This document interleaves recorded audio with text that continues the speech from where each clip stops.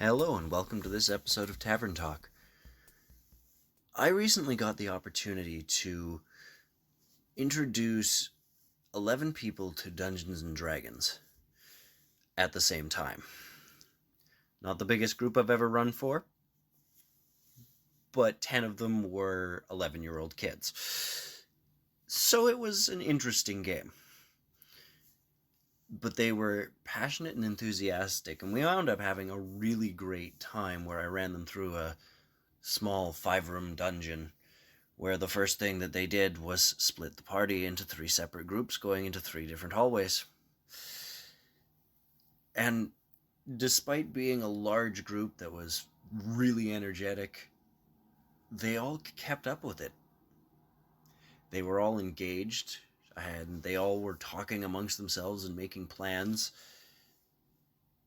And even the kids that you could see were just the what's the right word for those kinds of players that are just along for the ride, even they were getting engaged by their small group, and then the more outgoing players were taking the lead.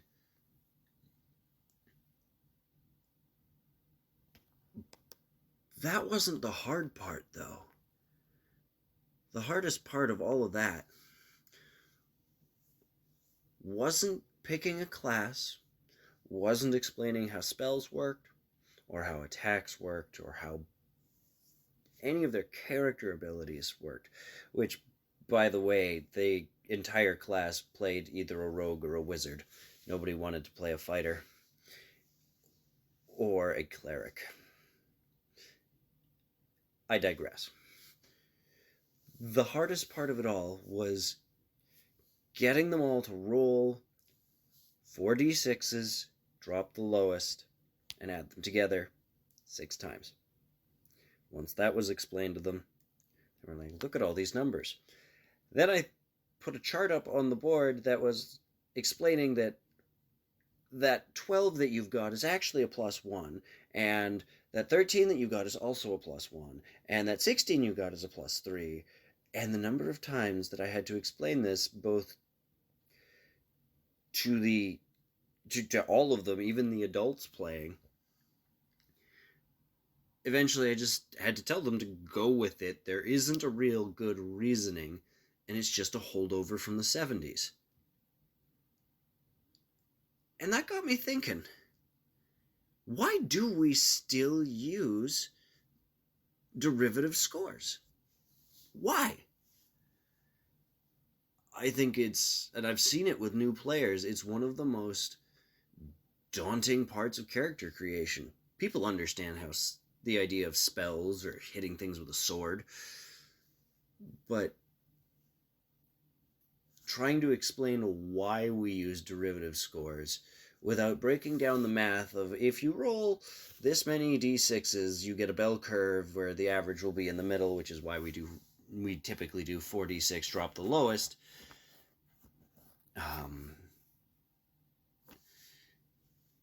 But it just got me thinking. It's a weird thing to try and introduce people to, on top of all the other shenanigans that you've got to keep up with. I think that there's an easier way to do it. And it's scalable depending on what you are looking for in a game. Instead of rolling 4d6s, drop the lowest. I'll use a d6 as an example. You roll that d6, and instead you take half, rounded down, should be 3. That's a 0. A 2 is a -1. A 1 is a -2. But going back up from 3, 4 is a +1, 5 is a +2, 6 is a +3. This will give you a decent spread without giving anybody any cripplingly bad stats. Because -3 and -4 is really difficult to play no matter where you put it. I've had players do it, and they've done a fantastic job role-playing it, but it wasn't their cup of tea. And I can see why. I'm in the camp that having a bad stat isn't a bad thing.